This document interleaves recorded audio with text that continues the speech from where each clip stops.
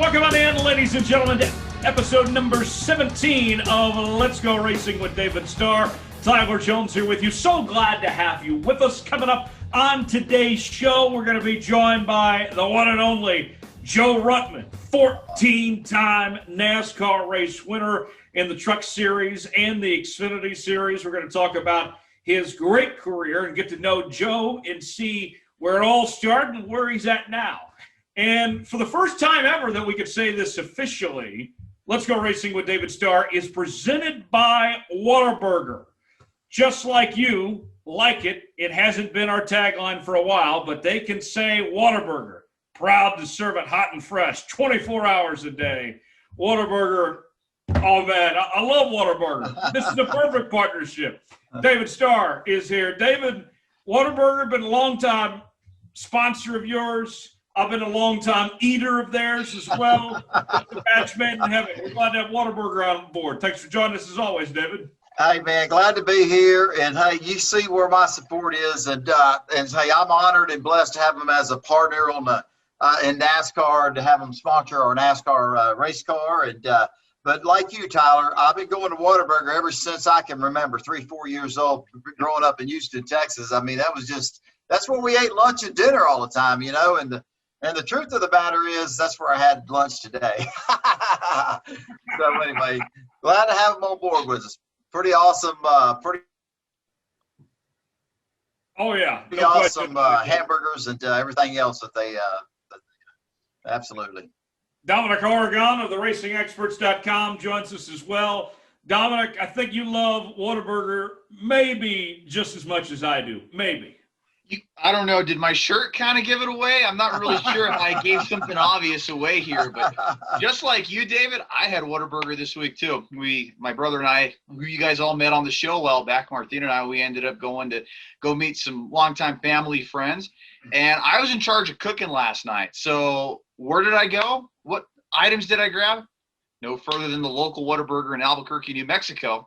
And that fed our family last night. It was my turn to cook. So great place. Just like you, Tyler, just like you, David, I've been enjoying Whataburger my entire life. I grew to really love it in college. And we couldn't think of a better product to be a part of our podcast here at Let's Go Racing. No doubt about it. Oh, yeah. I love Whataburger. 800 locations across the U.S. and growing. Man, you can't get enough of Whataburger. Got to get me a number 2 with no mustard, add cheese, put that mayo on it, no onions. Oh man, you got me talking. Hey man, the truth of the matter is, I don't think I've ever, I'm a creature of habit. I get number 1, no tomatoes, no onions, onion rings, and a Dr. Pepper, and now a Dr. Pepper shake. You know what I mean? So it's my wife said, "Man, you're just a creature of habit." But I love their hamburgers, so why change? You know. And Dale, I'm just like you. As far as being a creature of habit, every time I go, I got to get 2 of the double burgers. I have to get. I don't get the French fries because if I'm going to Whataburger, I'm going all in. I'm going to make sure to grab 2 burgers. So those 2 burgers, dunking them in some spicy ketchup, definitely fill me up. And I feel like I stop there as my last chance exit as I'm leaving Albuquerque on the way back to Grants every time. Now those no fries, trip to Albuquerque is complete without going to Whataburger. Now those fries, though, you dip them in the chocolate shake. Ooh, the right amount of sweet and salty. Ooh, that's so good it'll make your tongue slap your brains out, folks. I don't know about that, Tyler, but hey. David, we're going to bring in Joe in a bit, but first, let's look back on the Xfinity race. Tell us about how everything went there at Atlanta for you, David. In the Whataburger, you were in the 61 car this time. Man, our Whataburger Toyota Super, without any practice or qualifying, you know, when the race started, we was a little free. Car was a little free getting into the corner and through the center, but it wasn't bad. Other competitors were struggling as much as I was, but I was moving forward. I passed 7, 8, 9 cars. I don't remember what it was, and was telling my crew chief that we needed to make we needed to tighten it up a little bit. It was over rotating for me, and there, man, right when you're rolling through the center, you got to be in the gas there, and it's a momentum racetrack. But unfortunately, before we could make the kind of changes that we needed to our car, they were wrecking, I think, 2 laps before the end of the first segment, and I don't know who caused it or what caused it. but they were wrecking going into turn 3, and my spotter said go low, and I could see what was happening, and I went down as far as low as on the apron. I couldn't go any further towards the inside wall because I was up against the car that was beside me. Don't remember who it was, but I was up against him, and one of the cars was coming off the banking, and man, I was like, man, don't hit me, and he barely got our right rear quarter panel on our bumper. And these race cars, and Joe knows this, a Cup car, I don't care what kind of NASCAR race car it is, Truck Series, Cup Series, Xfinity Series, when you don't have that right rear quarter panel perfect, you lose your side force. So after we got our damage, caution came out, we worked on it. The team fixed it the best that they could. But man, we were at an aero disadvantage during the race. And what that means is I had no side force, and we just battled a loose race car the entire race. And they kept tightening up the race car, track bar, wedge, air pressure, but we couldn't get the car tightened up because the aero takes over the mechanical side when you're going that fast, and just we didn't have our side force with us, and it was a long day. We competed the best we could, but we wasn't very competitive. But I think we finished 27th, and sometimes, man, you race long enough, you'll have a race like that, but it's just unfortunate. I'm ready for our luck to turn around. We've had good luck for such a long time. Now I'm dealing with a little bad luck last 3 or 4 races, but it'll turn. And but it was a fun race, obviously exciting race, and a lot of action at the end. So, but I'm looking forward to getting to Martinsville so we can get back to racing. How about Justin Allgaier getting the victory? This guy, he's been grinding the Xfinity Series there for quite some time here, and it seems like that everybody's excited when Justin gets into victory lane, David. Well, he's a great guy, first of all, and he's just a great competitor, great race car driver. And it's no surprise. You knew you were going to see Justin in the victory lane soon. When you're driving for Dale Earnhardt Jr. and have the type of equipment and the type of teams that he has, he's always going to be a force to reckon with at each and every race, just because of his talent level and the team. And you put that recipe together, and they're going to be a championship caliber team. Always have been. And I knew Justin was going through some bad luck like we have been, but it wasn't going to be long before we saw him in victory lane, and he made it there this past Saturday in Atlanta. Yeah, certainly so. Let's go ahead and welcome in our guest. It is Joe Ruttman, 14-time NASCAR winner in the Truck Series and the Xfinity Series. David, tell us about Joe before we officially bring him in. Well, I got to say, when I made it into NASCAR 24 years ago, I couldn't believe it that I was on the racetrack with Joe Ruttman. You know what I mean? Because I think every race car driver in the United States, before if you're blessed or fortunate enough to make it professionally, you read, you study. I mean, all about all the drivers. You're watching ESPN on TV on Sundays. We're racing Saturday night. We're racing Friday night. But, man, you come Sunday morning, man, after I get home from church, man, I'm glued to that television. And there was a guy I always seen on there, many others, but Joe Ruttman was somebody that I grew up watching racing Cup races. You know what I mean? Joe Ruttman was a big name. And as I saw Joe racing on television and studying the sport, I realized that he had a brother, Troy Ruttman, that had won the Indianapolis 500 in 1952. So, I mean, Joe was special. I didn't know him, but I watched him race for a long time. And when I finally made it to NASCAR, I'm finally living my dream, and I'm racing, going to Daytona and racing in the NASCAR Camping Truck Series. And next thing you know, I'm racing with this guy, Joe Ruttman, that I've been watching for years growing up on television. And now he's on our podcast. And, man, Joe, what an honor it is, buddy. Welcome to our Let's Go Racing with David Starr podcast, and thank you for joining us, buddy. Anytime when it comes to racing, it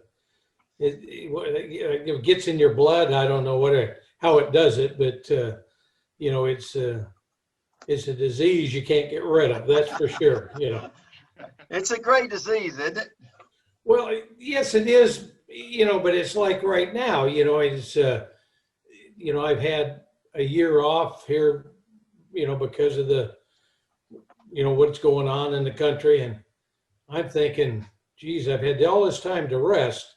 I'm ready to go back, but I'm having trouble getting anyone to sponsor me. I can't understand why, other than, sponsors are tough to come by, tough to come by, as you well know, David. Absolutely. And so all I'm waiting for is that another big break. I've had a bunch of them, and maybe Depends to sponsor. And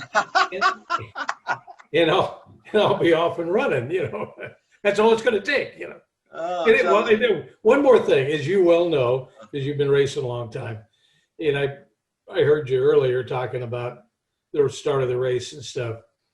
And the one thing I know for sure, positively, that when you start the race, if you're not on a fast horse, you're in trouble.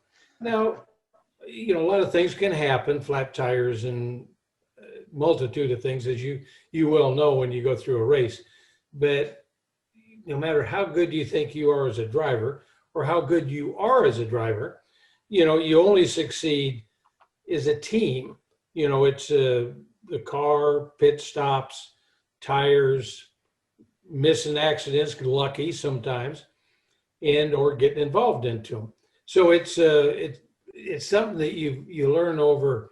I don't know how many years I've been racing. It seems like, probably 25. You've been 24, so I've probably been racing. I raced for about 25, or plus or minus 20. Thereabouts. But anyway, so it's a long time, and I've enjoyed the heck out of it.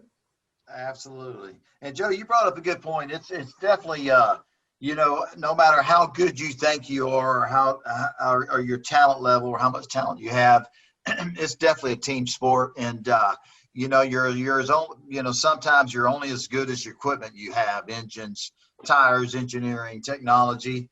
But man, Joe, I want to ask you. There's so much to ask you, because golly, I mean, it's Joe Ruttman. You know what I mean? It's like, where do you start? So one of the things I want to ask you is, take us back to when it started for Joe Ruttman. Tell us what that looked like, and was it your dad?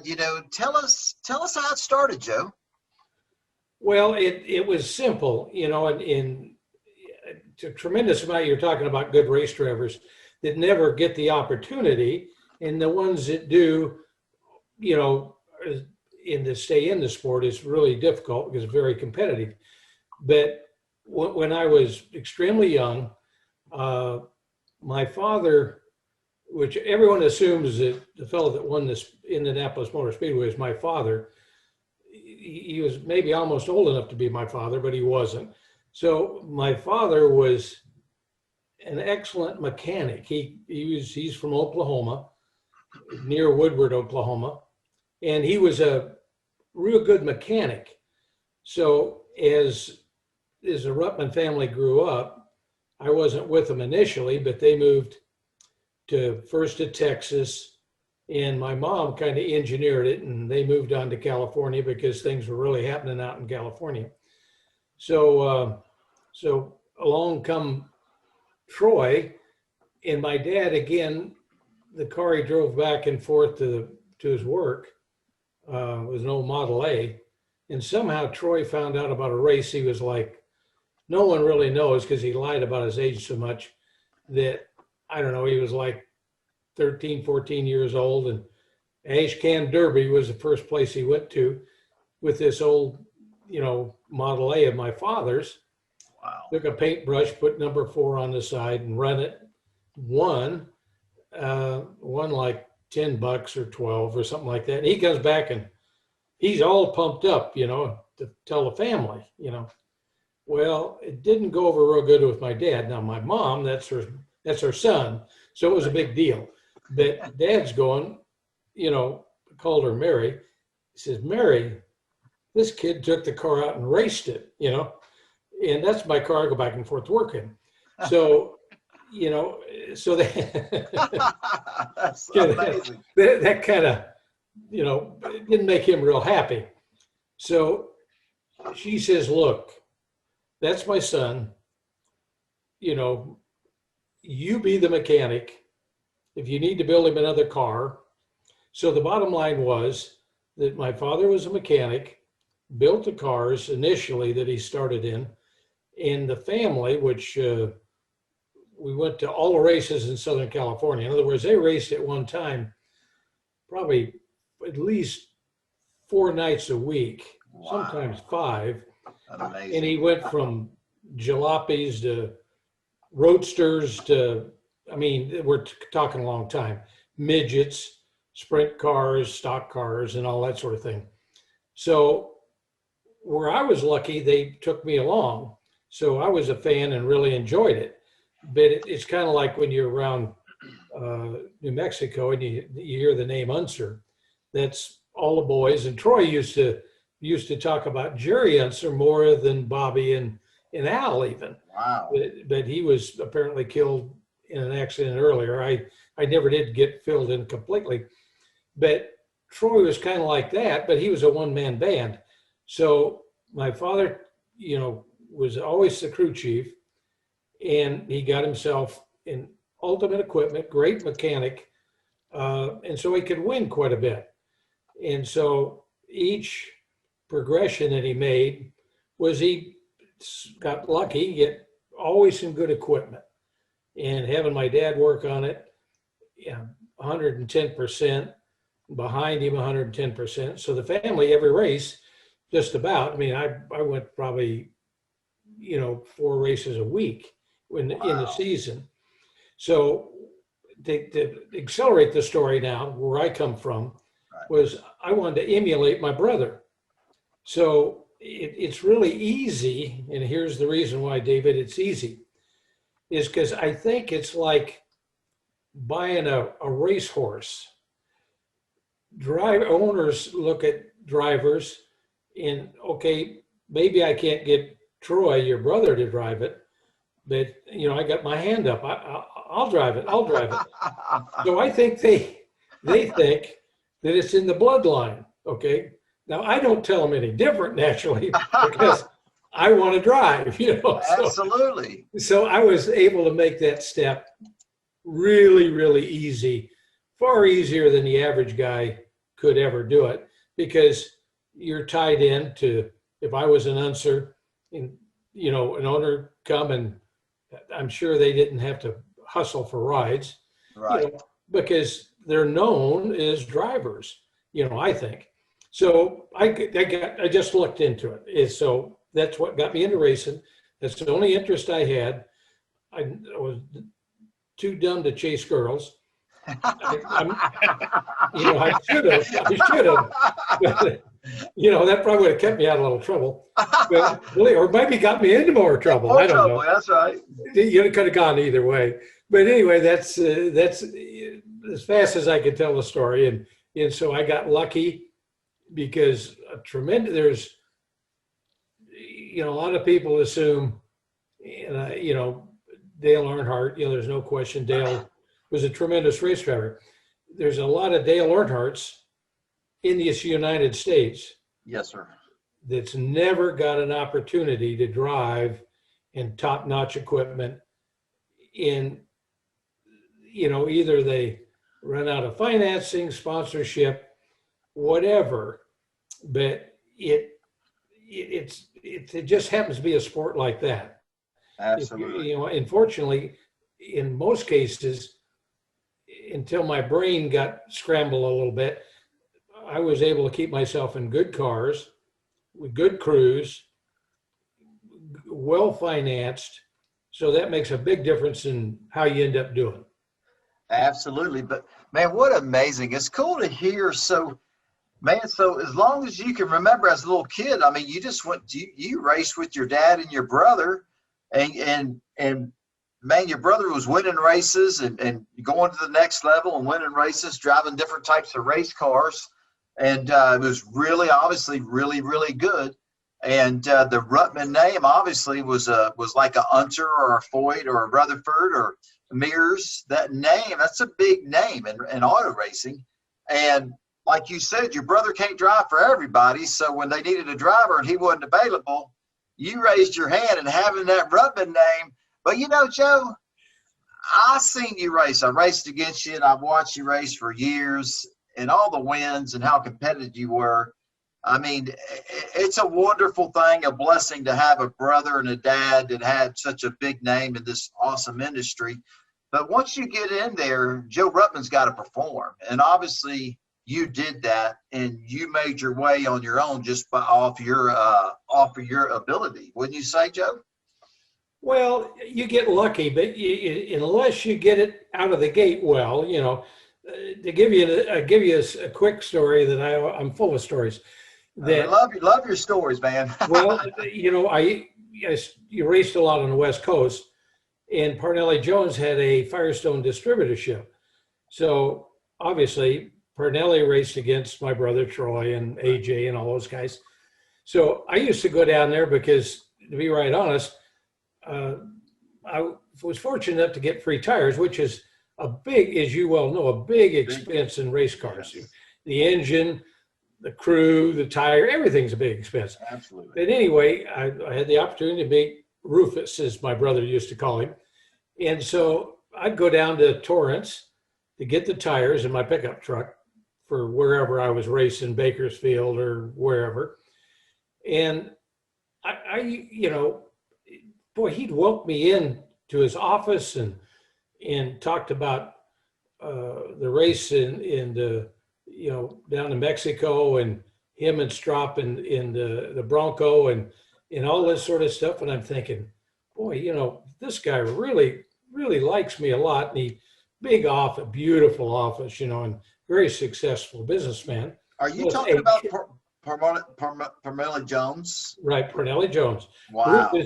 Rufus is what my brother used to call him. Now, I didn't call him that, but I could go into his office, and he had an office that a lot of people had a home as big as his office.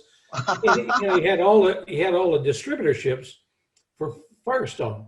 Wow. You know, and so he had, you know, he was making a lot of money because how well he was as a race driver.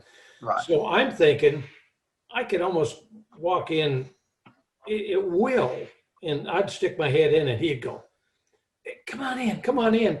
And I'd sit behind this great big desk, and he'd get talking to me about one of the deals was in that race up, you know, in Mexico, was 1,000 miles he'd raced in that Bronco, that he told me a story about.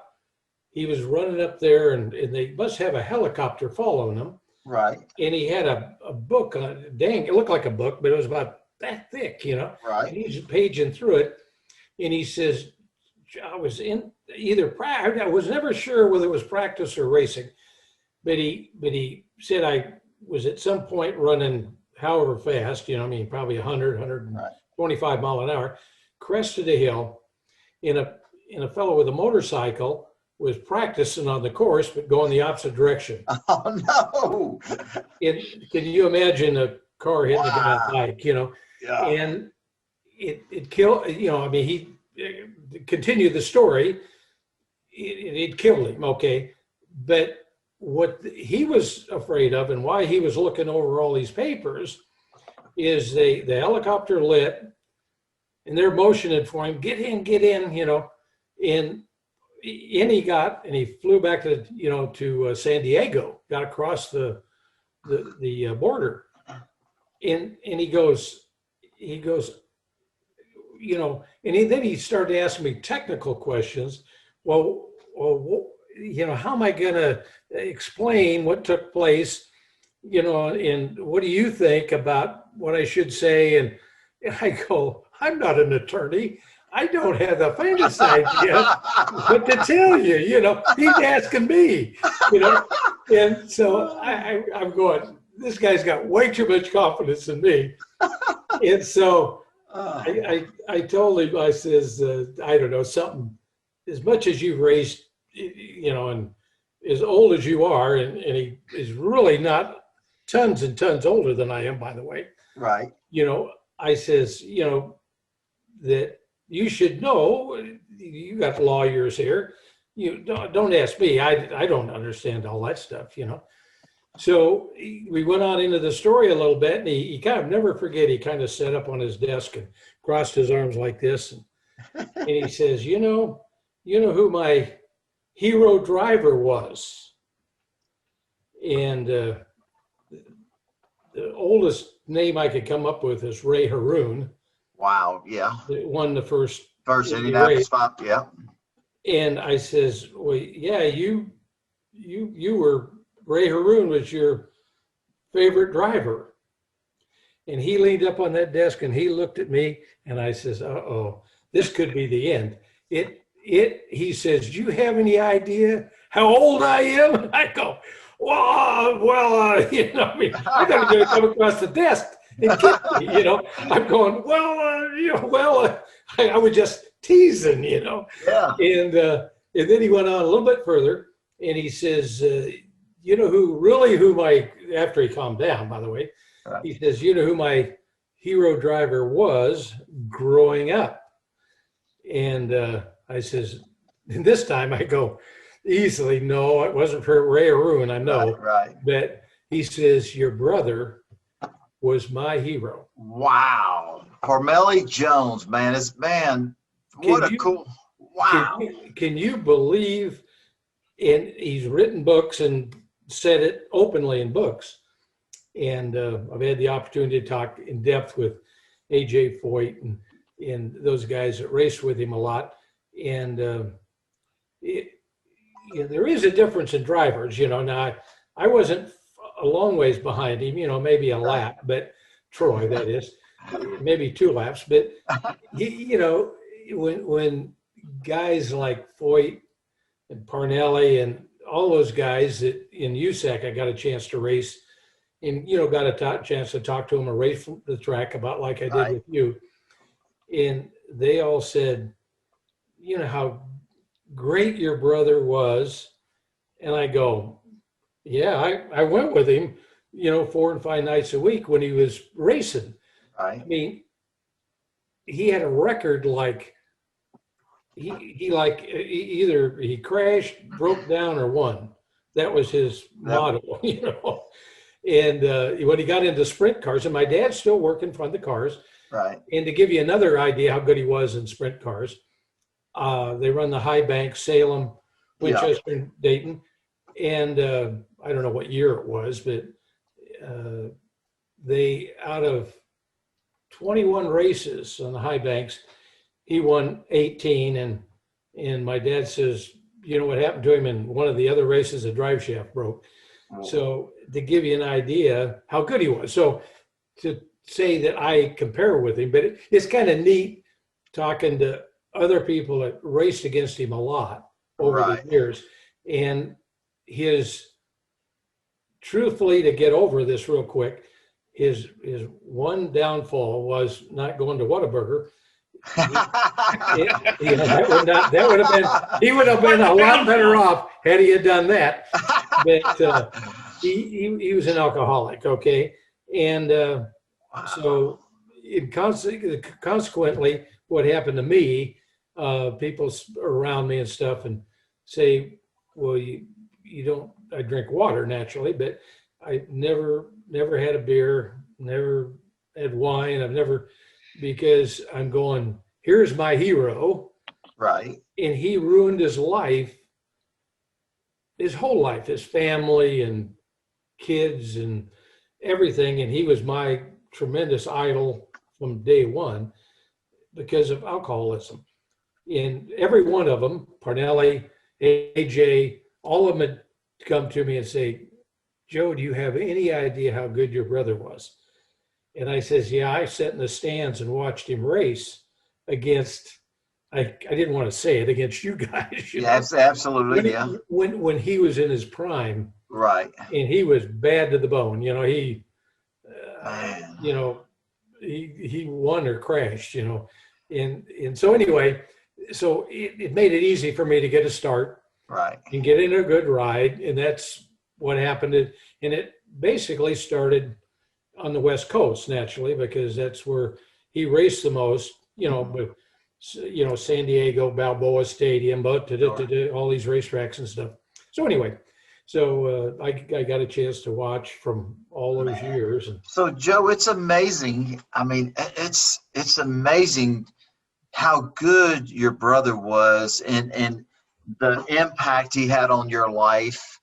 And he was your idol. Obviously, he was your older brother, but how inspirational he was to you and your idol. And then you never stopped learning from him, because even though he was one of the all-time best open wheel race car driver ever, you still were learning from him because you saw his downfalls, his flaws, like you said, like we're hearing you say, that ruined his family, that took away maybe his racing career. I don't know that for a fact. I'm just saying that. But and you grew up seeing that, and from that, and you never drank ever in your life just because you saw what it did to your brother.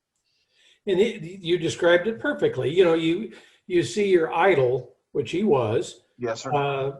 Growing up and going to all these racetracks, and I could visualize myself behind the wheel and at Balboa Stadium, at Ascot, at all those different racetracks, and he just won all the time. So I'm going, yeah,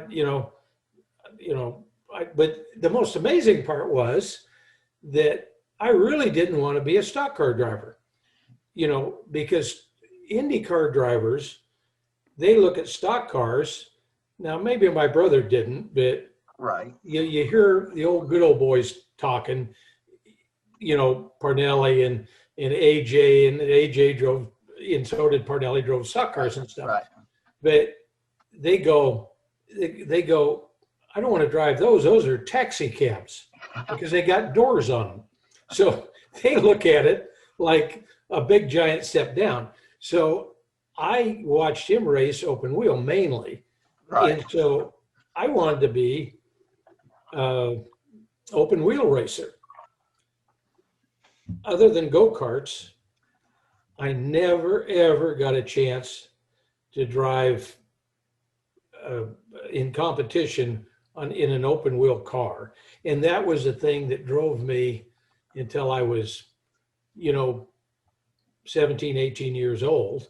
I mean, I didn't even think about stock cars, I wanted to race Indy. I wanted to do this and I wanted to do that. So that's amazing. That's just amazing to hear you say that, because, the Joe Ruttman I know is, NASCAR race car driver star. I mean, it's interesting to hear that that's not what you thought about. That wasn't your dream or your goals, And so, Joe, share with us your path. So you thought you were going to be an Indianapolis 500 IndyCar race car driver, and it's interesting to hear you tell us that never occurred. And how did that transition to the stock cars? How did that start working for you? How did that come to be? Well, what actually happened is my father, at my birth, he was a crew chief on my brother's car when he won the Indy 500. Wow. He rolled a sprint car in Cedar Rapids, Iowa, and broke his arm, and it laid him up for they screwed up the operation, screwed it up. So it actually laid him up for 2 years, almost.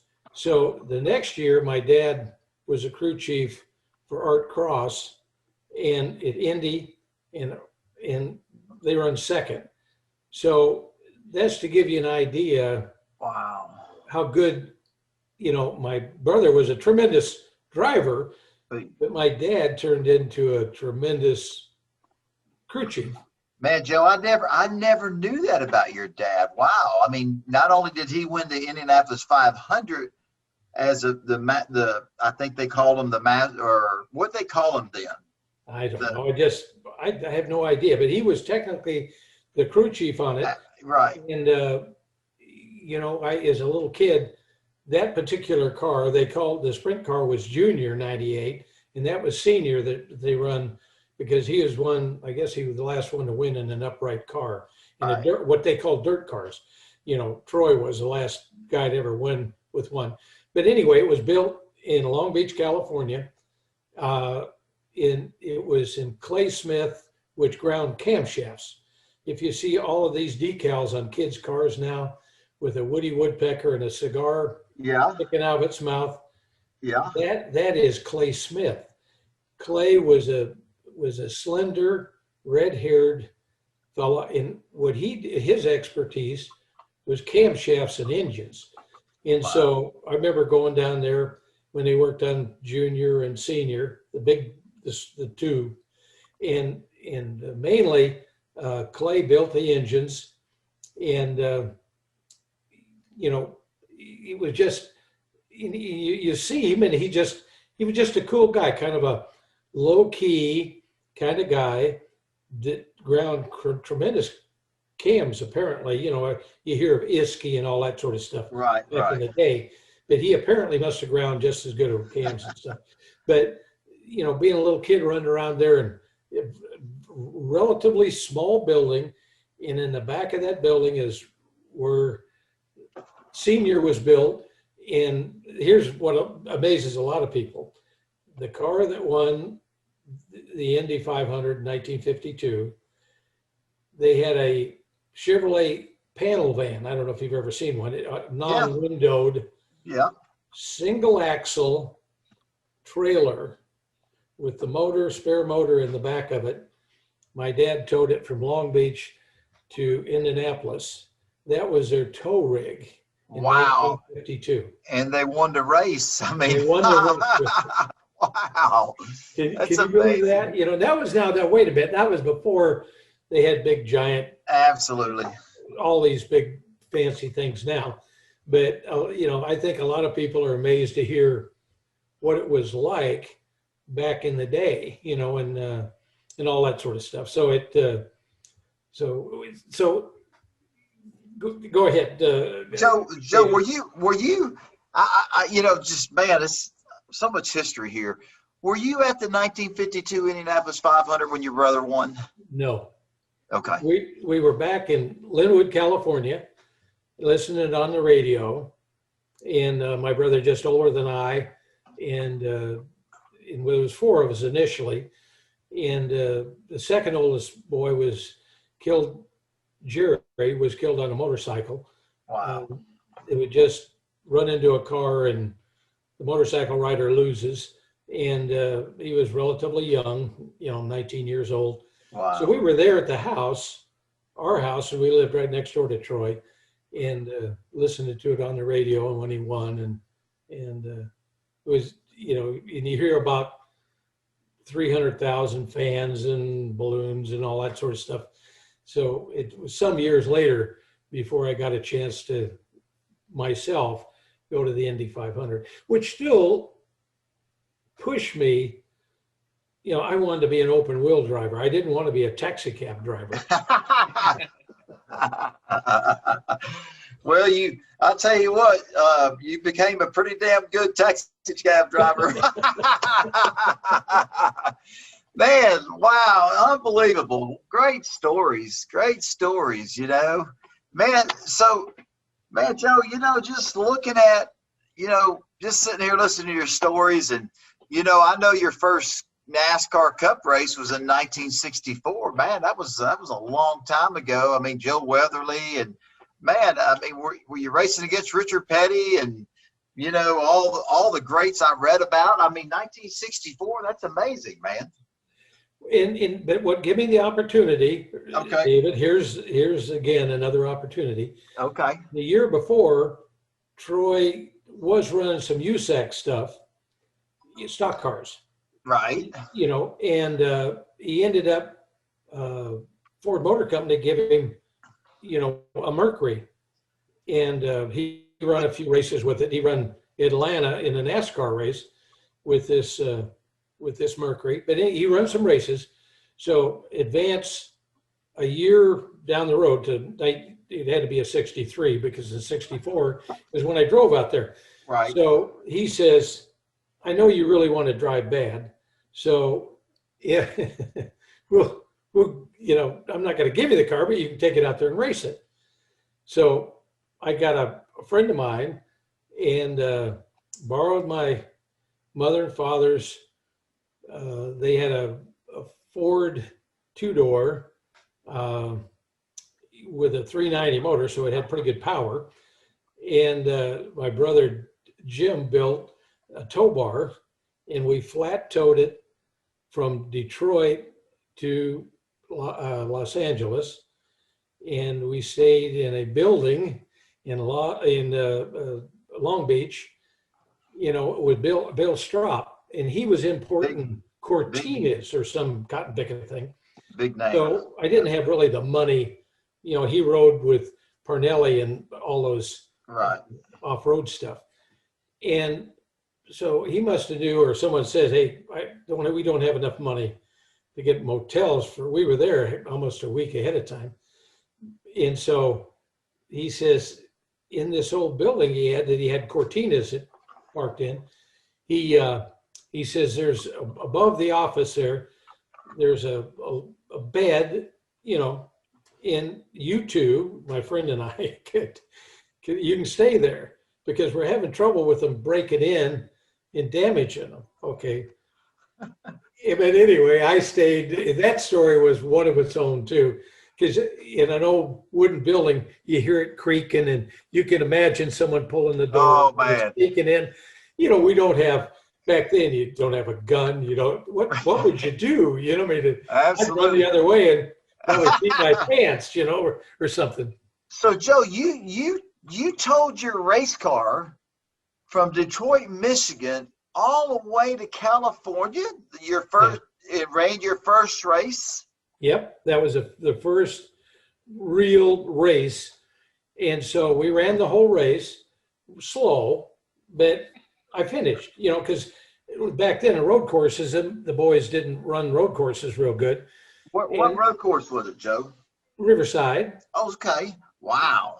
And so my experience in racing was through go-karts. So that was the only open wheel stuff. Hey, man. So I was pretty good on a go-kart, at least average. And so it was a duck soup to me. Unbelievable. But the equipment, they kept, Troy kept saying, now if you overrun the thing, the transmission, the brakes, you really got one or two guys helping, changing tires. I imagine we probably had 2 or 3 minute pit stops, I guess. I mean, I had no idea back then. But anyway, I run the whole race and run 10th in the race, and against, all the guys about, Petty and David Pearson and all the major hitters that you hear over the years. And so I come back. My next goal was they run that before they run Daytona. Right. So I'm going, we'll go back and Reed was the guy's name that went with me. And I said, we'll get it ready, and maybe Troy will let us take it down Daytona. We'll run down there with it. And so Tucumcari, New Mexico. Not too far from me, only 3 hours down the road on I-40. Okay, back then it was some horrible memories of Tucumcari. Back then it was 2-lane, and the reason why, because the story comes out that we couldn't afford to stop for motels and stuff, so we fired off in Long Beach. We hooked it up, the toolbox, the drive shaft, and all the stuff, and off we went back to Detroit. And so I must have drove a while. He drove a while. Anyway, he was driving when we got to Tucumcari, and a couple of young guys out of the service had a 59 Chevrolet back then, or 50, whatever year it was. But anyway, they must have fell asleep because it was like late, 2, 3 o'clock in the morning. They come kind of across the double yellow line because there's only two lanes. And Reed, everyone says, well, don't take it down in the ditch because you'll lose control of it. He turned to his left to try to go around him the wrong way. And I'm asleep against the side of the door there. In the wind wing, I got a permanent scar in my forehead over that. So that's where the blood come, and I used clamps, and I shouldn't have. And so it destroyed the car. and some of the foolish things that you do because you don't. I know that much more now than I did then. But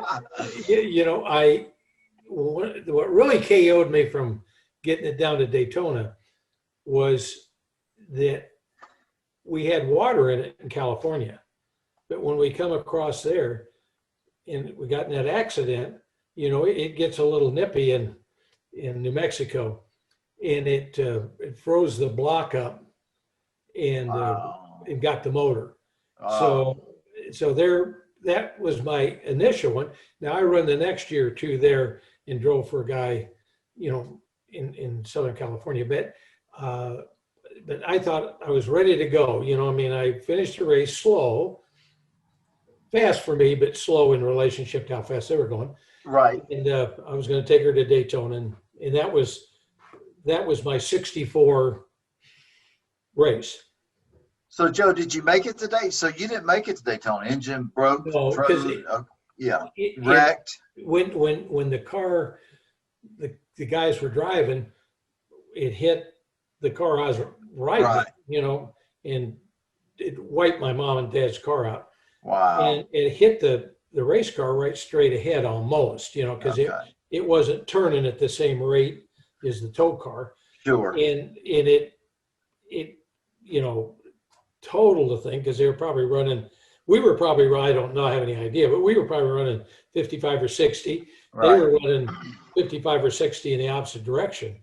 You can imagine what kind of a wreck it was. It was a major wreck. You're lucky you didn't get killed, man. That's amazing. It's kind of a cool thing. So your first Cup race was you were driving for your brother, Troy Ruttman. That's amazing. Against all the big hitters that and read about and stuff, every one of them, and they were super nice to you. That was one thing about racing down south, that they were real polite off the track, but not as polite on the track. But they were really nice. Absolutely. So Joe, let's fast forward to, you drove JD Stacy. You drove for some really hard hitters, and man, the Truck Series. When I raced against you in the Truck Series, you were, when you won a NASCAR Camp World Truck Race, you had to beat Joe Ruttman. You know what I mean? But before the Truck Series, I don't know if you won any Cup races, but you were a contender. Can you talk to us more? When did you know, hey, Joe Ruttman has made it? I'm going to make a living racing cars. I'm with a good team. How did that happen? And who was your first? Was it JD Stacy? Tell us a little bit about that. In a good car, it was JD's. He's now since passed, but a lot of bad stories got, I think, written about him based upon what the response I had with him. But you talk about being in the right place at the right time. I was the luckiest guy in the world. I was living in Southern California, and Stacy was thinking about getting in with both feet into Cup stuff. So and I still know him as Booby Harrington, since he's since passed. But I don't know how Booby he didn't know anything about me, but he was the one that called me. That he was the crew chief on the car that JD bought. So they call me. But here is where I got a break of all breaks another time. We were over in Las Vegas on a short track running free Firestone tires. I should have been buying Goodyears, but they were giving me the Firestones that on a lot of tracks were better. Anyway, I was running about 32 mile an hour, tearing the heck out of the car that I was driving, going embarrassingly slow. And one of the hot dogs. Joe, slow and Joe Ruttman don't go together, man.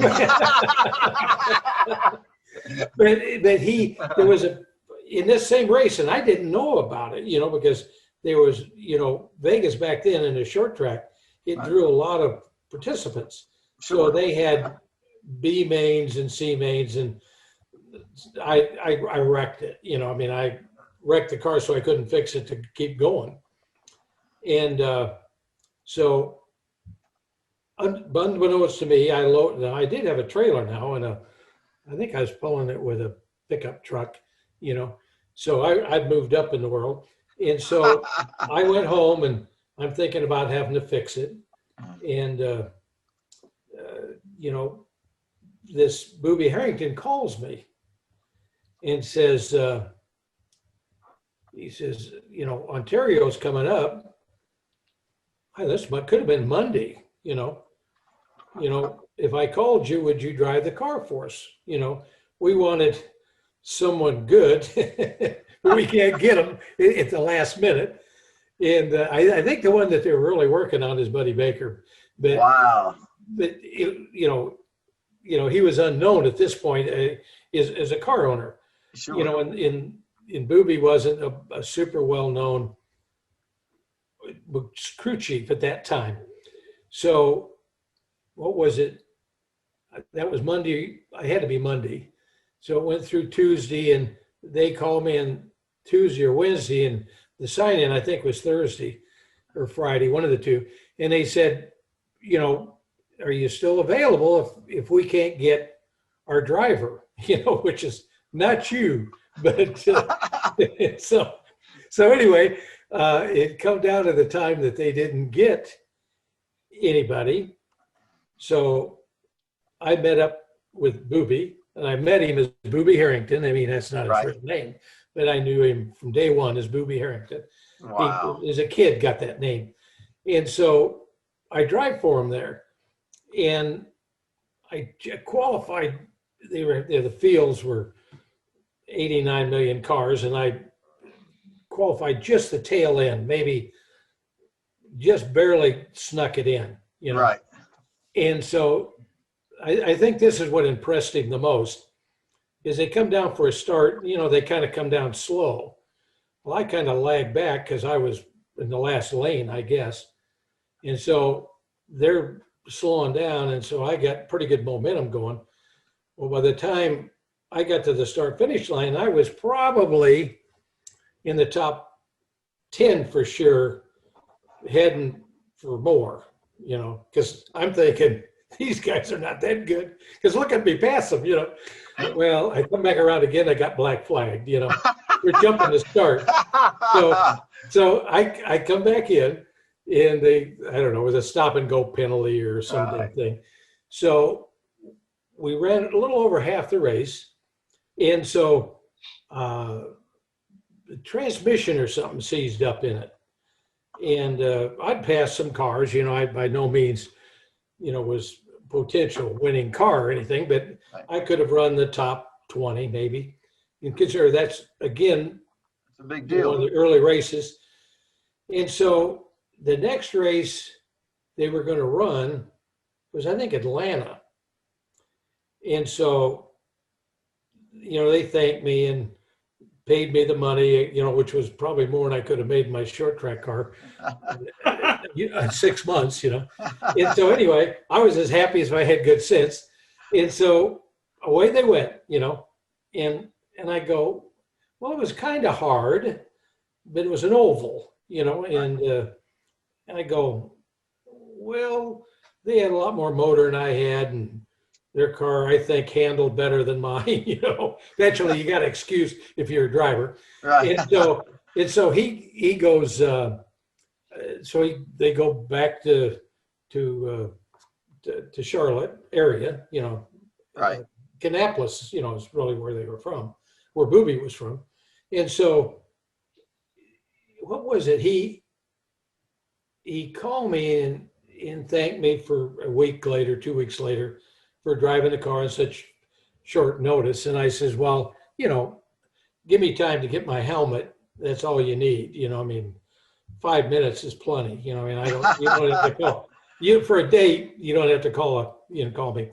But anyway, so they kind of postponed it. And they were trying to get a good driver for it. And they apparently run into some trouble. So at the last minute, I run Atlanta. And They didn't realize they had a good driver. Eventually they did, I'm sure. Well, I think I did run the whole race. Yeah. And I think I did finish 10th or something. One of the things I don't do is keep track.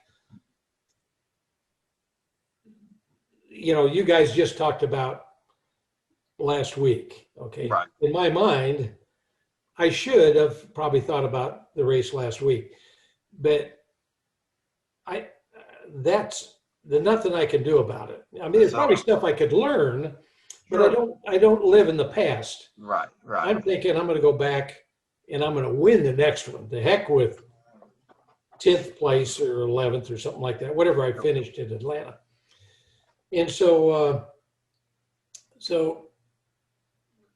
I back home to California, and so Daytona come up for an ARCA race.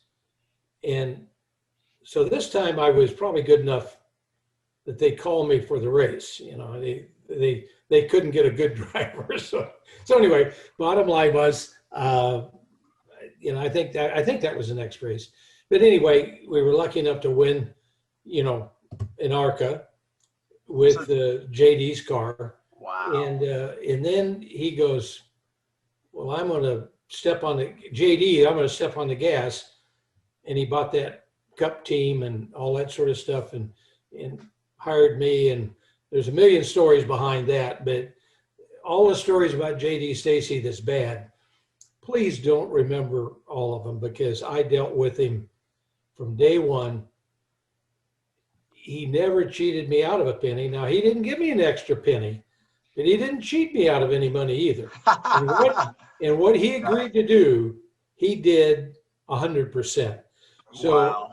JD to this minute is heads up kind of man. And to give you how heads up he was, when he bought the team, it was on the winner's circle. And from probably Earnhardt winning a race, I guess. Right. In NASCAR called him. I was in the office when he was talking to NASCAR. NASCAR says, if you put that guy in that car, the 2-car, you're off of the winner's circle program, which meant some money.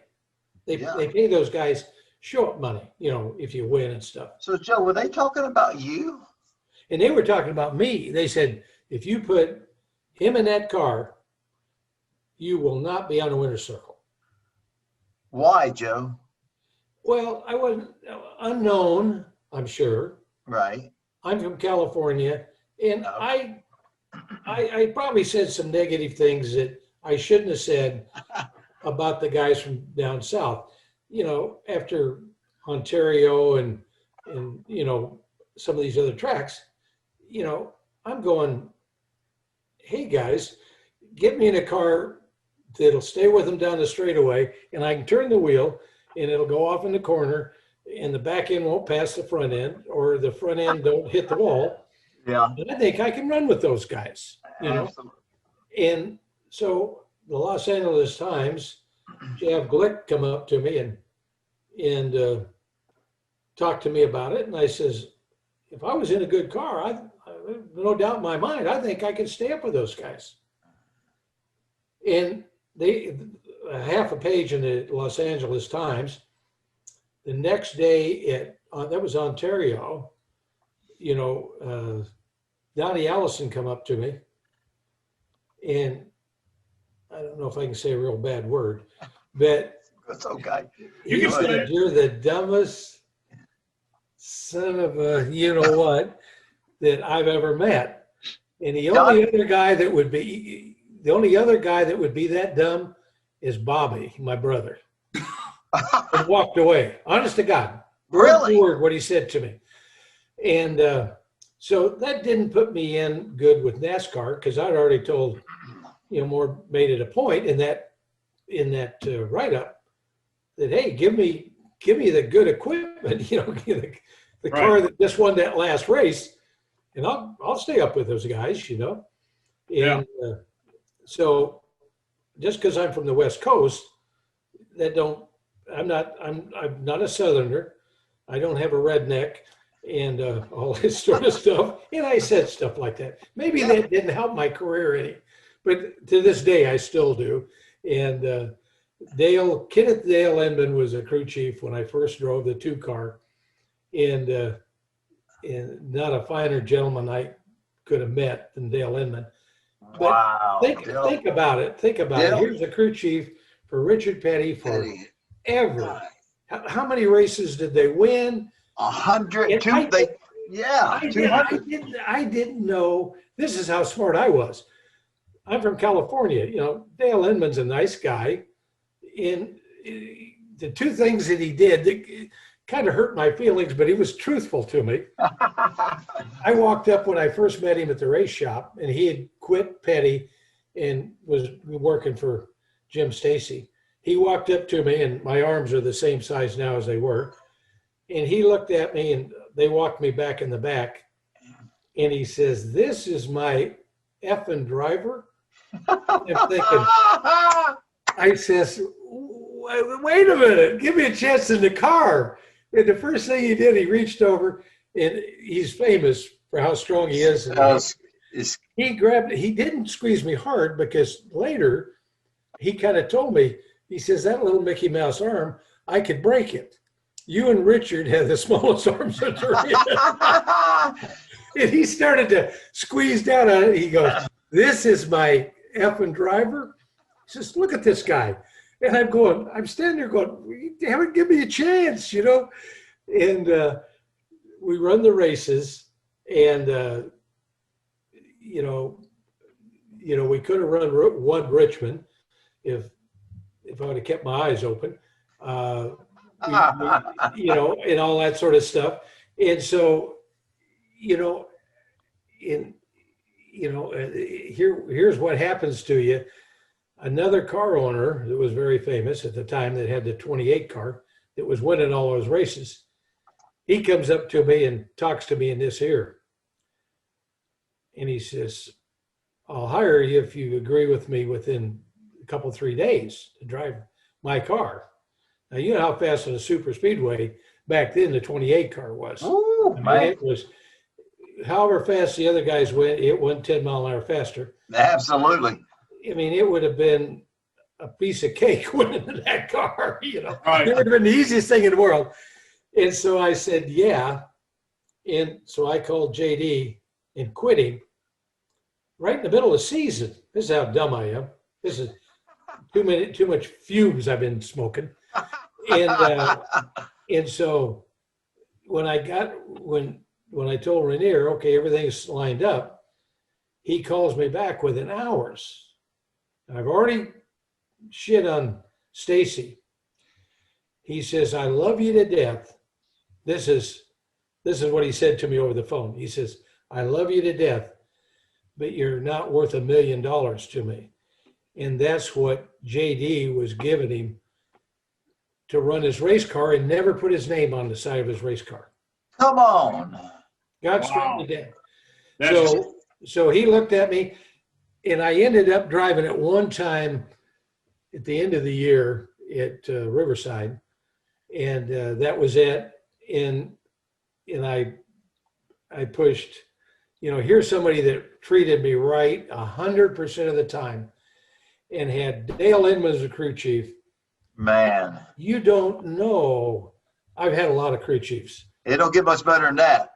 You're talking the crew, and I was so, I'm going to say it, so damn dumb that I quit him, and it killed, Dale,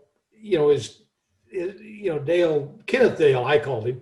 Apparently his first name is Kenneth. And, he told me later, he says, "Joe," he says, "if you would have hung in, we went to Bristol, and he says, now Bristol is really, and he was being nice to me, wasn't, he gets me over the corner and he says, "Now look, Joe, these corners are really banked and really go fast, and you've just never seen a track like this ever. Well, he didn't realize that I'd spent some time in the Midwest.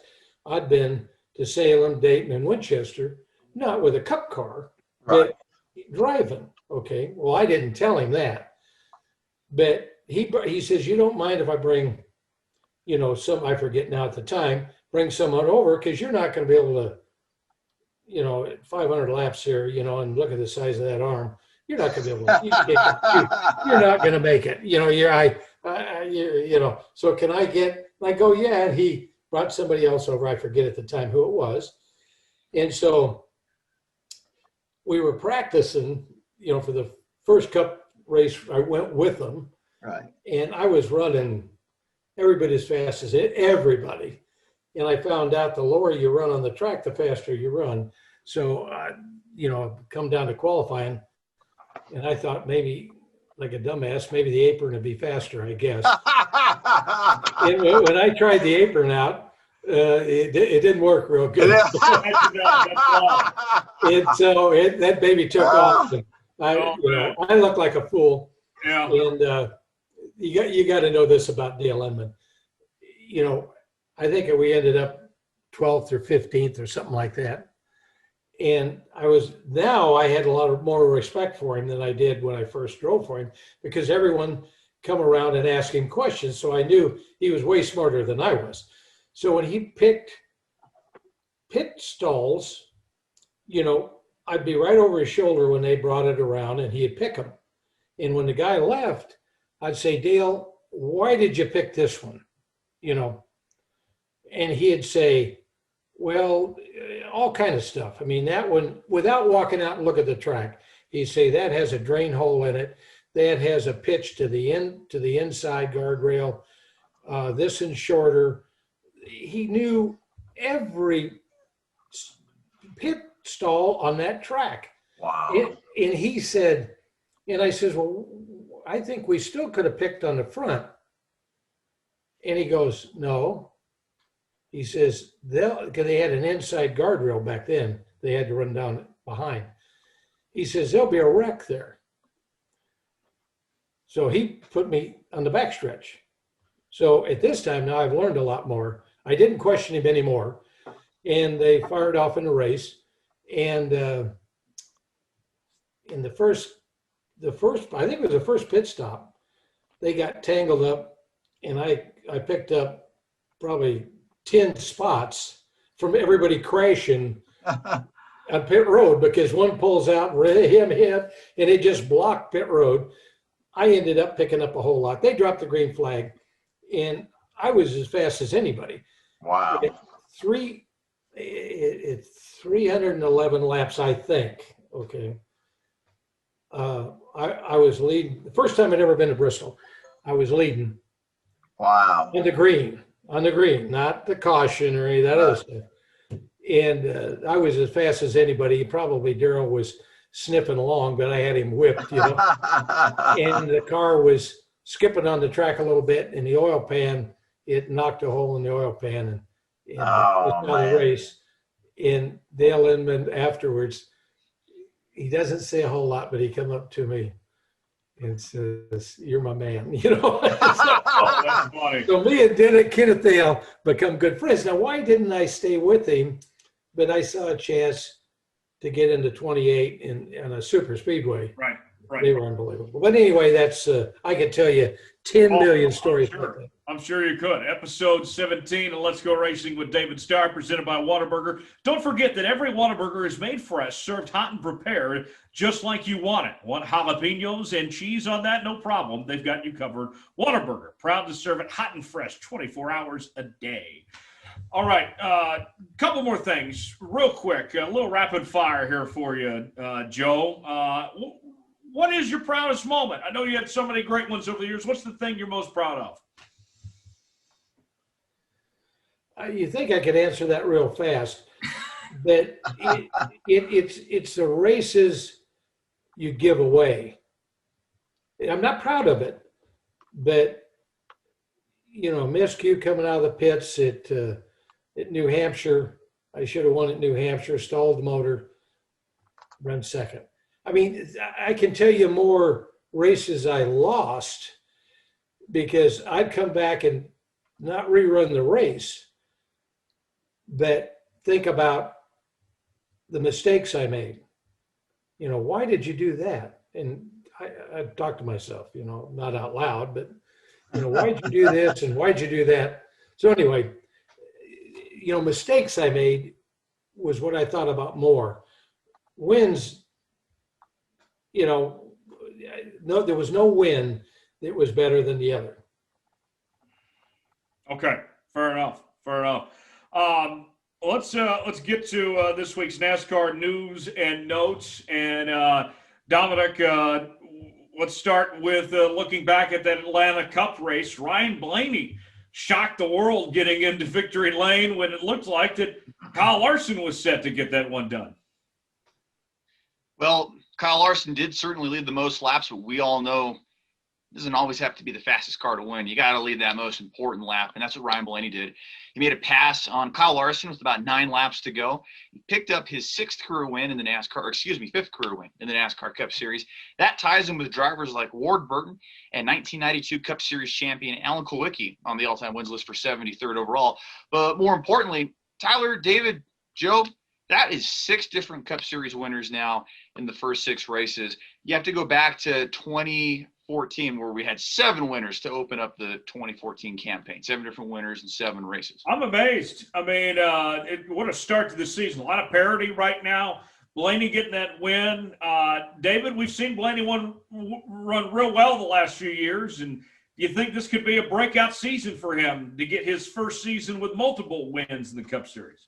Well, no doubt about it. And you know, I was there Sunday. I watched the race, and Blaney had a long run car. His car got better the longer they ran. And man, the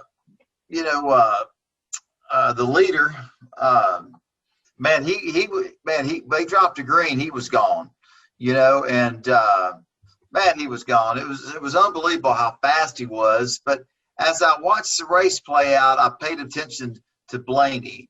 And Ryan's car was super fast on the long runs, you know what I mean? And it was just amazing. You know, it wasn't shocking to see him win at the end. You could see what was going on. You could see it happening. And I don't think Joey Logano helped that out any. You know, Joey was trying to stay on the lead lap. And I think he was taking some clean air away from the leader, and man, it was amazing to watch that. But I've been watching the whole race. The longer the race ran, Blaney was the man. I was watching him as his car got better and better, and it was just amazing. I'm not surprised that Ryan Blaney won the race. I mean, you see, you know, Roger Penske organization. I mean, those cars are fast. They have a lot of speed, and it's not surprising. You know, it's kind of interesting, but you know, I think we've seen 2 Toyotas, 2 Chevrolets, and 2 Fords win. You know, I think everybody's tied on wins. I think 2 each for the manufacturers. You know, and let's talk about people that hadn't won a race. You know, I'm surprised that we haven't seen in 2021.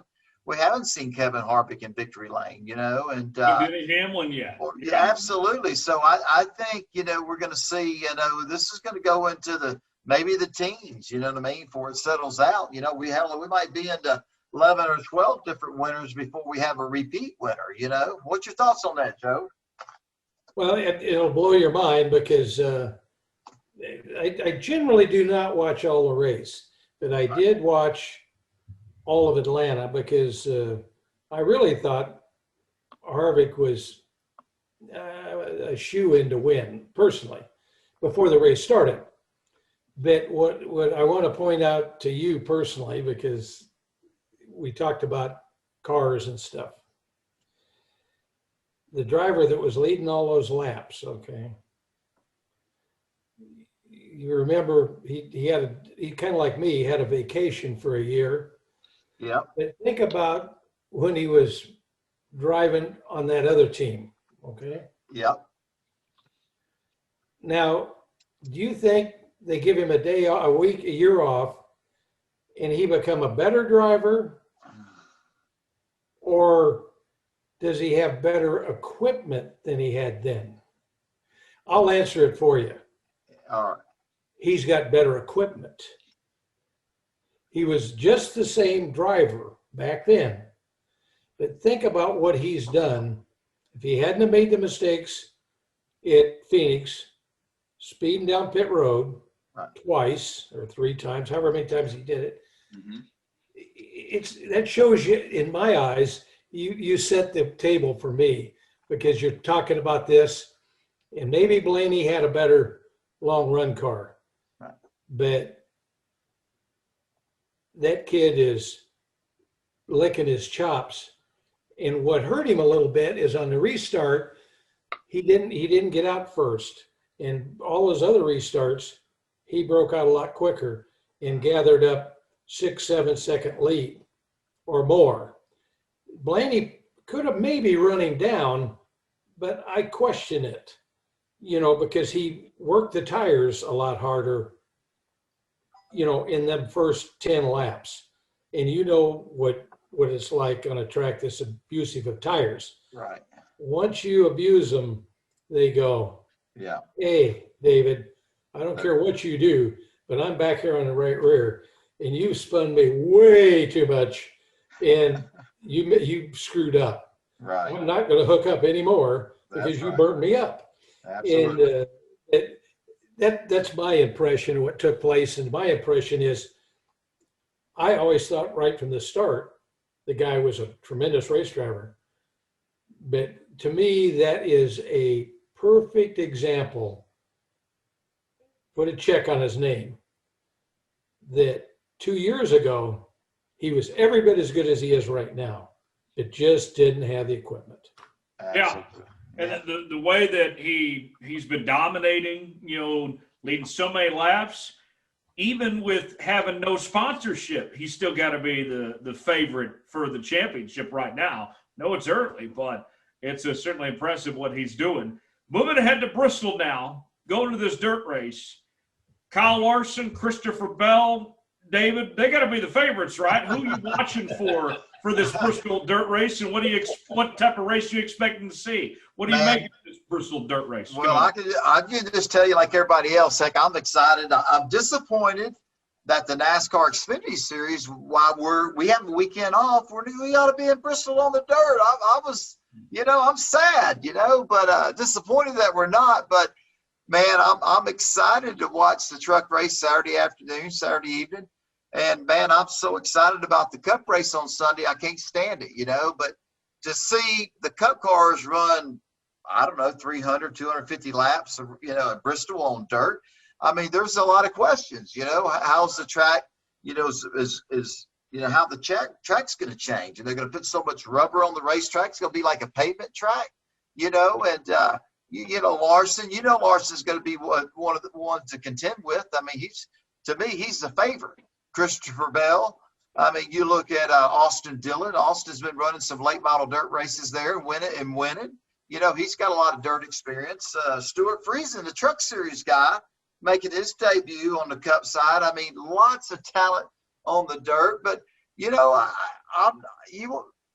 these guys that race in the Cup Series, they're all the best in the world. And I wouldn't be surprised to see one of them step up and win. We're thinking, man, where'd that come from? You know what I mean? We didn't think this guy had any dirt experience, but man, all these guys are great. They have good car control, but I'm excited to watch it. There's a lot of enthusiasm. There's a lot of question marks, but I think the whole industry, the whole racing industry, you don't even have to be a circle track racer, short track, NASCAR fan. I think people are going to be glued to television to see it for the first time since 1970, I think was probably the last race, but I'm curious to see what Joe thinks about it. Well, real quick, if I may add, this Bristol dirt race and of what it means to the sport to have this moment and everything here, Joe. I mean, this is a long time coming. What's your excitement level for just this happening, and what's your expectations for Sunday? I bet Tony Sturridge, man. Oh yeah. All those truck races, the prelude to the dream that they had there. I mean, David, one of the things you mentioned too, with as far as that, some of these guys maybe even without dirt experience could do well. We saw with the Prelude years ago. I think Jimmy Johnson won one year and he'd never run on dirt before. So and all of them are good. You know what I mean? Yeah. I wish I was there racing. You know what I mean? But Joe brought up a good point. It's interesting. It's interesting that they brought all that dirt in and made it an awesome dirt track. But why didn't they go to Eldor or Tony's racetrack? And it's already a dirt track. It's already there. But we'll let Joe answer that. But anyway, I'm excited about what's taking place. And man, Larson, Bell. Those guys are going to be a factor. Stuart Friesen. You look at the 17 car. Stenhouse. Stenhouse, a World of Outlaws driver, owns an Outlaw team, World of Outlaws team. I mean, he's got tons of dirt experience. So there's a lot of excitement, a lot of questions. It's going to be interesting to me how it plays out. How the race what do you think, Joe? So yeah. What do you think? Well, the guy, you probably named 3 or 4 guys. It's like looking back to it. I hate to look back, but you look at Atlanta, there's, no question in my mind who probably, had a shot at winning the thing. He tears the valve stem off, loses a lap, and he, under the circumstances, it's impossible for him to make up that much time. But on a dirt race, you mentioned Jimmy Johnson, but you forget what he drove back before he come into Cup. You remember what he drove? He drove on the dirt. Off-road, absolutely. Off-road, which most off-road races are not on the pavement. They're on dirt. So sometimes you got to look. See, I guess I want to look at the total picture of what's going on. But, and so it wouldn't surprise me to see Jimmy Johnson because he handled that. He run those buggies and stuff. He's got dirt experience, and you got to read the dirt, and you got to know what's it going to be like in 20 laps from now or 30 laps. Is it going to get hard and slick? Is a cushion going to go to the top? Are they going to run around the bottom? So it really rolls the dice the first time. A lot of guys could win. There's probably 15 guys that could win. 2 of the good running cars could tangle and take them out, and the other guy have a flat tire and blow a motor or do whatever. So the only thing that I see about it, it just opens up the opportunity for more fellas to have a chance to win the first time around. Now, I think the second time around, if they do it again, get the same dirt on there, then you're going to probably narrow from 15 in my eyes down to probably 5. Yeah. Okay. Dominic, real quick, would you take Kyle Larson and Christopher Bell or the field on Sunday? Man, I got to go with the field. I think Kyle Larson and Christopher Bell, certainly some great picks there. But like David mentioned, you got Stuart Friesen in the field, Chris Windham, a lot of these guys making their debuts. Bubba Wallace in 2311 Racing. We know Bubba's really good on the dirt. There's just so many variables. It's kind of like a super speedway race. You throw all 40 names into a hat and pick somebody out of it, that's probably going to be your winner, much like picking a winner on a super speedway. All right. I personally would take Larson and Bell over the field personally. But we'll see. It's going to be a lot of fun come Sunday. Guys, one more segment before we get out of here today. It is time for Ask David, and a reminder that folks at Whataburger cook up 100% pure beef burgers 24 hours a day. You can get your burger fix any time of day or night at Whataburger. Proud to serve it hot and fresh 24 hours a day. Stop by Whataburger for a hot, hearty breakfast any morning or late at night. They're serving breakfast from 11 p.m. to 11 a.m. Whataburger. Man, that sounds tasty right now as I do that ad read. Oh yes. All right. So our first question is on the Twitter, and it comes from Stony at Stony Wheel Tracking. Writes to both Joe and David, saying, Joe, what role did Jason Green play in his late model team in the early 2000s? I'm not sure. Maybe David, you know, the name doesn't ring a bell right off the bat. Ask that question again, Tyler. What role did Jason Green play in his late model team in the early 2000s? Yeah, I guess I don't understand the question. I don't know. Yeah. I don't know who that is, and I'm sad to say that, but I don't know who it is. Yeah. Okay. Well, Jason, shout out Jason, I guess. Yeah. Well then, we'll move on. Sometimes that happens, man. Sorry, Jason. We did live TV, live podcast. I guess you didn't play too big of a role. I'm kidding. Here's a question for both of you. This one comes from Robert Byron via email. Robert writes to both of you, have you ever been confused for another celebrity?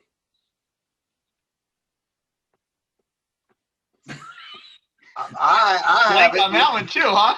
Well, I'm no celebrity. I'm just a race car driver, and very fortunate, very blessed. But no, I never have been confused for anybody, but it's just who I am.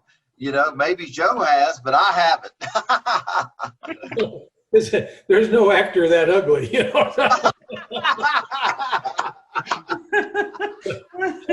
I've been mistaken for a girl, maybe, but not a guy. Oh, that's hilarious. Oh, man. Oh, man. You, Dominic? No, I had people call me Ralph Macchio, but I don't think they thought I was him. They said I looked like Ralph Macchio from Karate Kid. I don't know if that counts, though. You, Tyler? People thought I was Will Smith. No, I'm just kidding. No. Oh, that's hilarious, man. Not really, no. Oh, gosh. Well, Joe, we appreciate you joining us. Before we run, just kind of what you're up to now and where can people follow and see what you're doing these days, man? Well, I just, an old broken down race driver, I don't know what he'd do. He's out in the pasture and he's looking around going, damn, hey.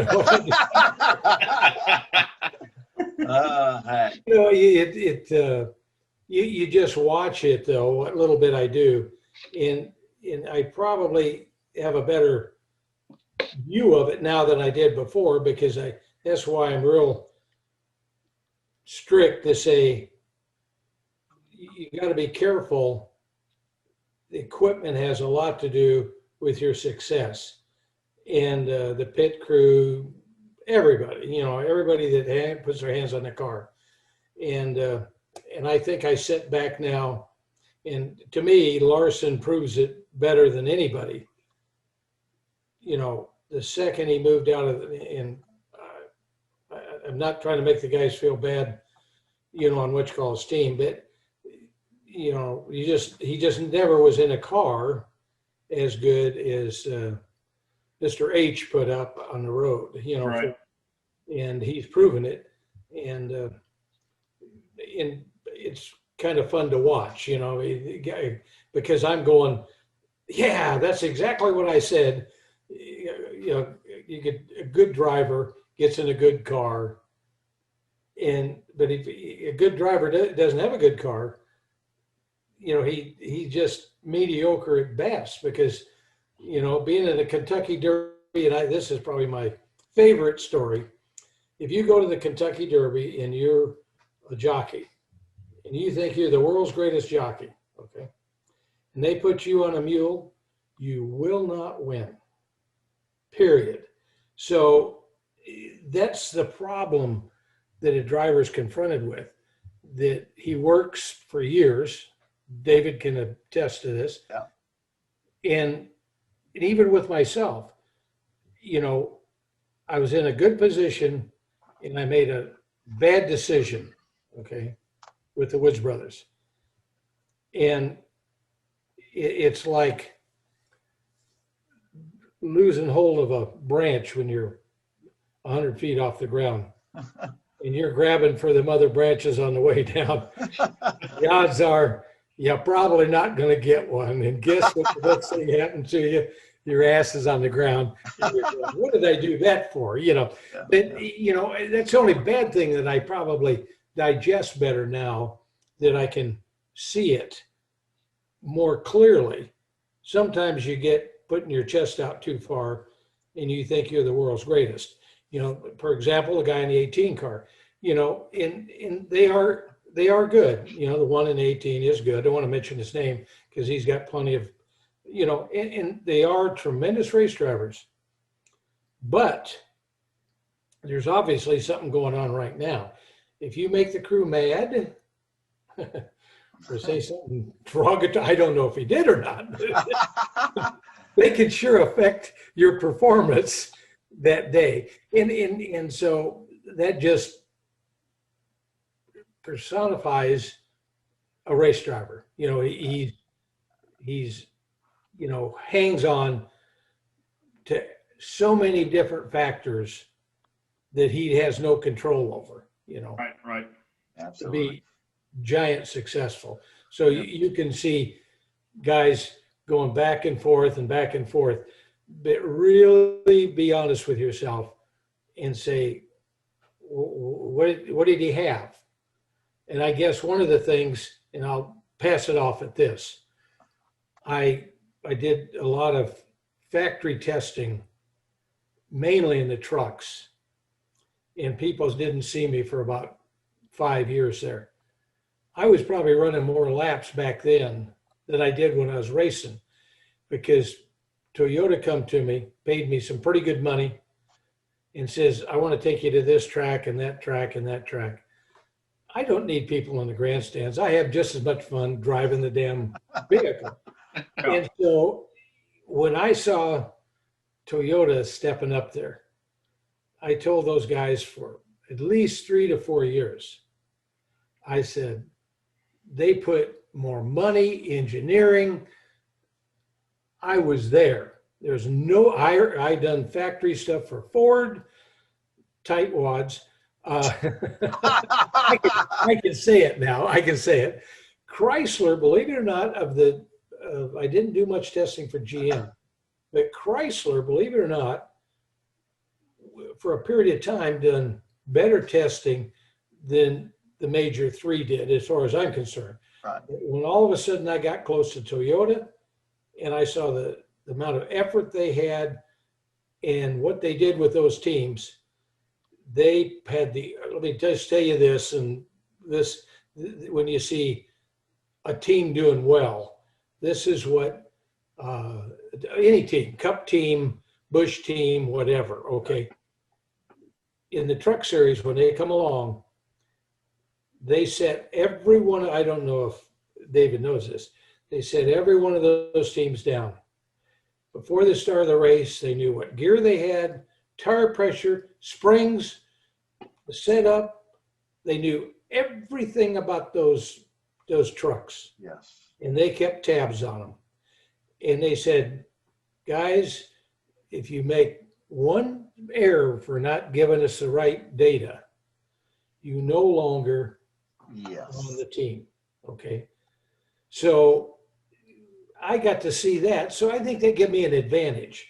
And you watch a team like a Toyota team. Well, the other thing I wanted to tell you is I thought I was going to have a chance to do more testing on the Cup cars and then maybe get a chance to run a Cup race or two, after I'd been away from the sport, and everyone would say, damn, he come back and he was awful good. Well, hell, I'd run 500 miles everywhere we went, 600, 700 miles. But, knowing that they passed all that stuff around. And so with the trucks, Toyota could control them. But when they got into the Cup Series, the head guy come to me and, I kept asking him, when's my turn? When's my turn? And he says, Joe, he finally got me set aside. And he says, those teams are big enough that they won't divulge any of that information so that those other teams can get it. So all they do, they're all their own development, and they keep it all in-house. And I think you can put two and together if you watch Toyota teams, Chevrolet teams, Right. Ford teams. Yeah. There's it doesn't ruin it for me, but I know that for a fact. Right. And it's kind of heartwarming to see someone like Larson get into a car that he'd been in a mediocre car and what he could do in a real good car. Absolutely. Oh, yeah. Well, Joe, we certainly appreciate it. David, before we go here, tell us about what you're doing with your off week. I know you're going to be enjoying the Bristol race, but from home on TV, but just tell us about what you got going on. Man, just busy. Here it is Tuesday. I had a meeting today. Tomorrow I got a sponsor meeting, and working in my yard a little bit, spending some time being a dad with my little boys, going to some sporting events, being a husband, spending some time with my wife, and it's all racing. But when you got a weekend off, you got to go back to being a husband and a father, and catching up on that on what's really important. You know what I mean? So I've been enjoying that, taking my boys to school, being at home when they get off the bus, and just spending some time going to baseball practice, soccer practice, stuff like that. But man, racing's always right here in front of me. Like I said, I got a meeting tomorrow, a sponsor meeting. We'll be headed out to see my Uncle Mike at the Team Texas High Performance Driving School at our race shops tomorrow.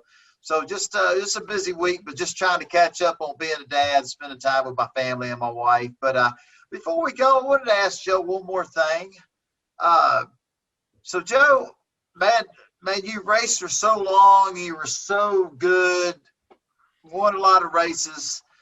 Is the desire to get in a race car, is it still there? How do you, you know what I'm saying? I mean, you've done this your whole life, and all the successes and everything you won. That's just a question that rings in my mind. I wanted to ask you, when you're sitting there watching these races, these racetracks and the NASCAR races that you've been there and you won there, is that burning desire, is it still there, or are you okay with slowing down a little bit? David, I'd lie to you if I didn't say that I realize now, back maybe when I was a little bit younger, I thought I was all the team. But yes, I mean, it's never lost. I've never lost a minute's thought and of getting another chance. But, it's a young man's sport, and the guys deserve it, in like yourself and many, many, many others, to get a good sponsor and in race, because that's just human nature. But I raced so long that I don't deserve to race anymore.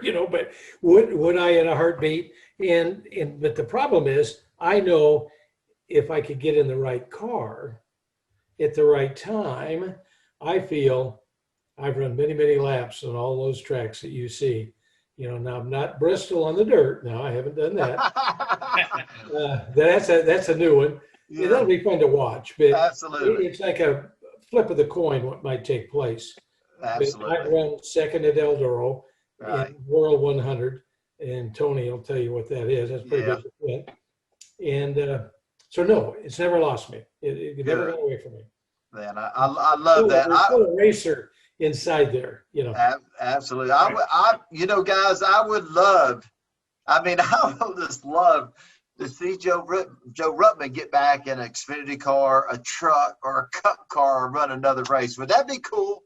You got to make that happen, right? Let's see if you can pull some strings. Man, I think that would just be awesome. And like Joe was saying, he wants to make sure it's the right car. You know what I mean? It'd be like a Kyle Larson getting a car that, hey, it does everything you wanted it to do. It's got plenty of speed.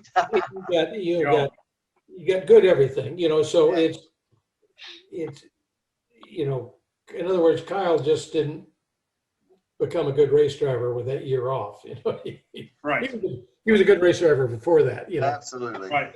I enjoy watching that, because I'm thinking to myself, yeah, everyone kind of wrote him off, well, he's been away from the sport for a year. But, Yeah. He's done guys, just. I appreciate it.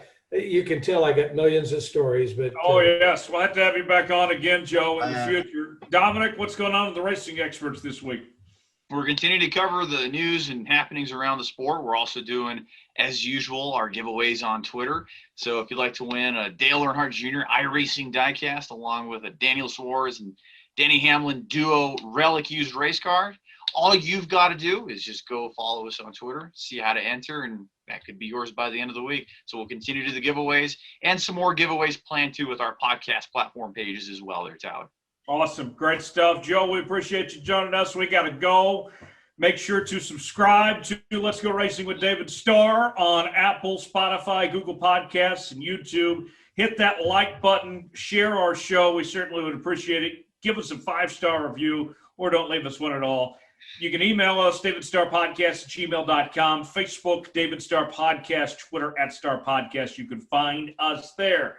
We will put the checkered flag out on episode number 17, the Darrell Waltrip, Matt Kenseth episode of Let's Go Racing. Big thanks to Joe Ruttman for joining us.